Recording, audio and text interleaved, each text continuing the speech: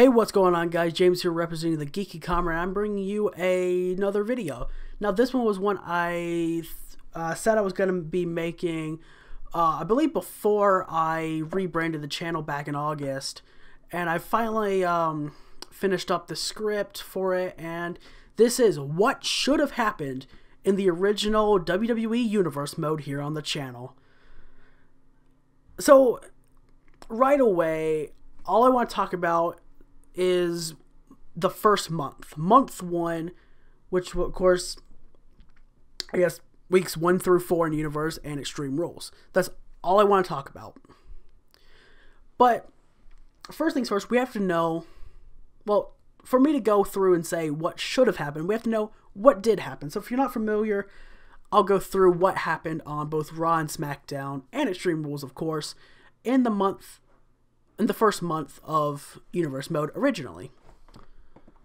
So, if we look, we've got, in week 1, we had a WWE Championship tournament, which was won by Seth Rollins, and it did not air on the channel. And that was the same thing on SmackDown for the World Heavyweight Championship. There was a tournament won by Daniel Bryan, and it did not air on the channel. I don't know why I did that, but I did. Then, week 2 was where we really started booking. And for this, again, if you're not familiar, at the time, this was, of course, co-op, and Tyson was running Raw, I was running SmackDown. Either way. After that, in week 2 on Raw, Alex Reign debuted. Rookie, of course, a custom wrestler I always make. He debuted with no build-up at all and defeated Dolph Ziggler. Roman Reigns defeated Rusev. The Divas champion Nikki Bella defeated Naomi. Luke Harper defeated a debuting T-Ice, another caw that Tyson always makes. Such a great debut for T-Ice, right? And then in the main event, John Cena defeated the WWE and US champion Seth Rollins. And then over in SmackDown land, week 2, the Dudley Boys defeated Jericho and Christian. Alicia Fox defeated Brie Bella. Tyler Breeze defeated Kevin Owens, Adrian Neville, and AJ Styles in a fatal 4-way. Paige made Natalya submit. And Bray Wyatt defeated the World Heavyweight Champion Daniel Bryan. Week 3, on Raw, Lucha Dragons defeated Bad News Barrett and Rusev. Of course, League of Nations there.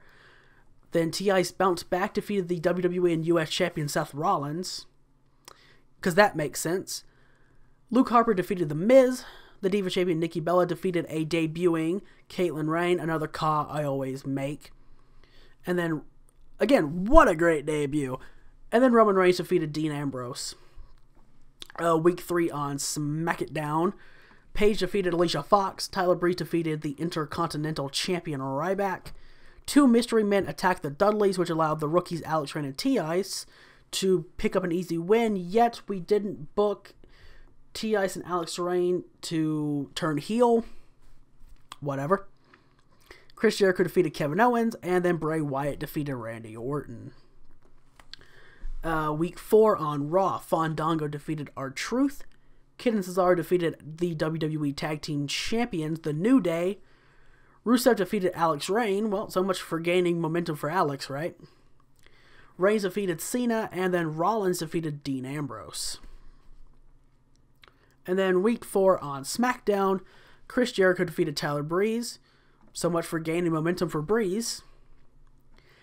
Paige and the rookie Caitlyn Rain defeated the Bella Twins. AJ Styles with Adrian Neville in his corner defeated Batista with Sheamus in his corner. And it was a stupid stipulation where I said that the winners would get a future World Heavyweight Championship opportunity, and the losers would get a future Intercontinental Championship opportunity. I don't know where in the blue hell I came up with that, but I did, and I wish I didn't, but I did. After that, the Dudleys defeated Reign and T-Ice. I don't know why I booked that, but I did. Daniel Bryan defeated Bray Wyatt. Don't know why I booked that, but I did. And then after the show, the Mystery Men attacked the Dudleys once again. revealing themselves to be James Merkerson and Adam Daniels. And again, I don't know why I put myself in there. I regret it to this day, but I can't give a good answer. But I did, and why? Either way. And then at the Extreme Rules pay-per-view, T.I.'s defeated Dean Ambrose in a tables match. The New Day defeated Kid and Cesaro.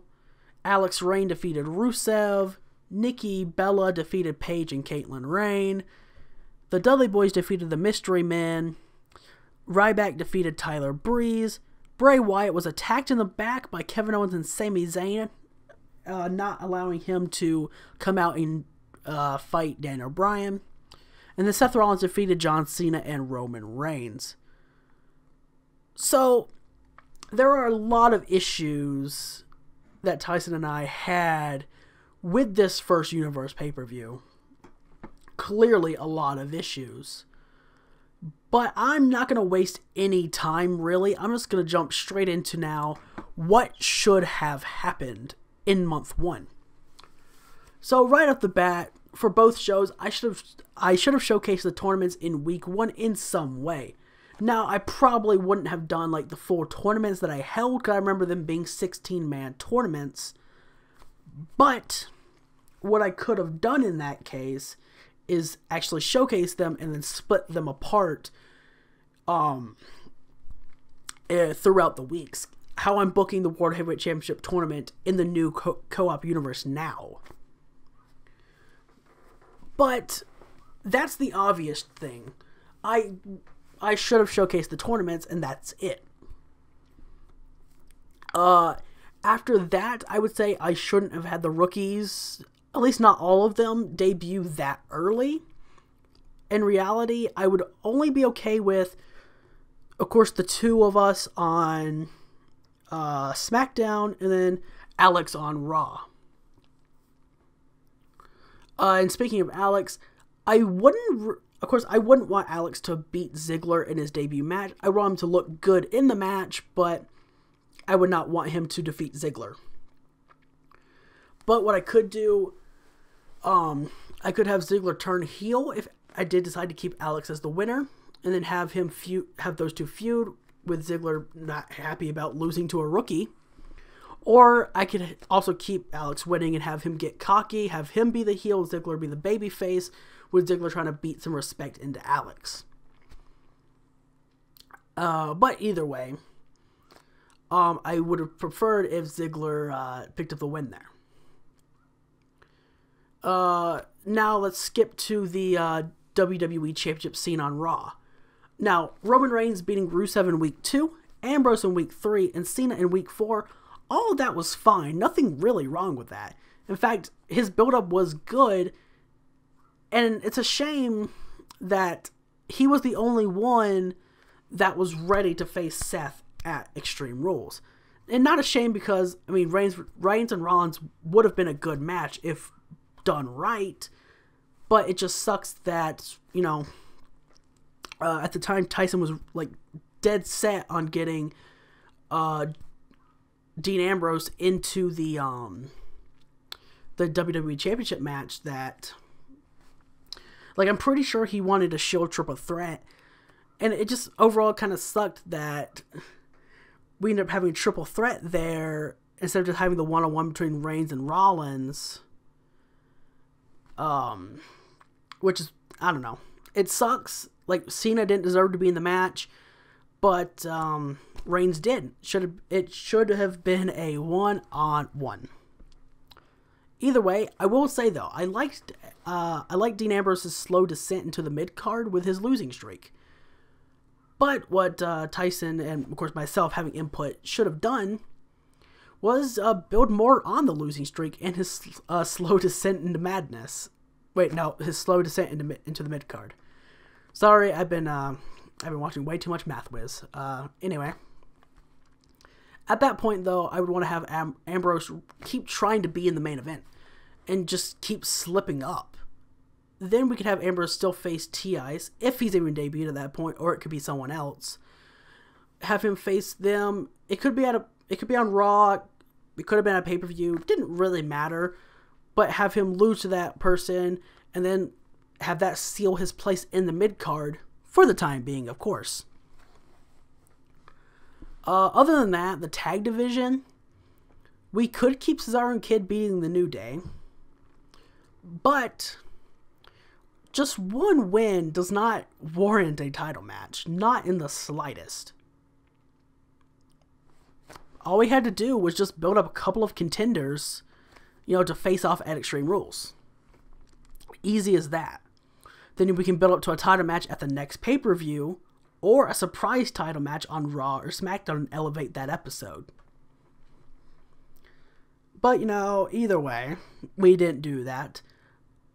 But when you have, I'm the only one booking a tag division, but I wasn't focused on the tag team championships, you have some problems. Either way, on Raw as a whole, I would just, what should have happened on Raw as a whole, just make the matches connect from week to week, actually have a story building instead of just booking matches for the sake of booking matches. And then really looking at SmackDown, I really like what I started to do with the Dudleys and the Gatecrashers, of course the Mystery Men. Of course, I wouldn't have myself and Daniels reveal ourselves, and, reveal the tag name, but I wouldn't be involved in it. Someone else would be there with Daniels. And of course, I would also change the match at Extreme Rules from being a hardcore match just to being a tables match, and then have the Gatecrashers win, beating the Dudleys in, their own match. Other than that, there's not much to say. But if we skip to the World Heavyweight Championship scene, I also like what I did with the Daniel Bryan Bray Wyatt feud. I liked having Bray be dominant and earn a shot. And I've even come around on the idea of having Zayn and Owens attack Bray at Extreme Rules and then having the match be forfeited. I would just want to change, Bray and Bryan facing off on the Go Home show, because that really didn't make sense. And then the Intercontinental Championship match, I have completely changed my mind on. As looking at it now, I've learned that Tyler Breeze did deserve the shot he got at Ryback's Intercontinental Championship. Because, he won the Fatal 4-Way, and then he beat the champion in, I guess technically the third week, but the second week. And though he did lose to Jericho in week 4, he still deserved the shot, and he probably even should have won. And hell, I could have done that loss to Jericho in week 4 and had Breeze and Jericho feud after that. Or what I would have preferred anyway, just have Breeze beat Jericho there. So that's what I feel should have happened there. And then the Divas title, just really take Kaitlyn Rain out of the match at Extreme Rules, put Paige in there, and then the decision really doesn't matter. Nikki could retain, Paige could win. Though probably Paige should have won just based on the build-up going into it. But either way, I kind of sped through that in a way. But I hope the points are there. And I hope everything is kind of easily digestible. But either way, that is what happened and what should have happened in the first month of the original WWE Co-op Universe mode. Until next time, guys, I'll see you later. Bye, guys.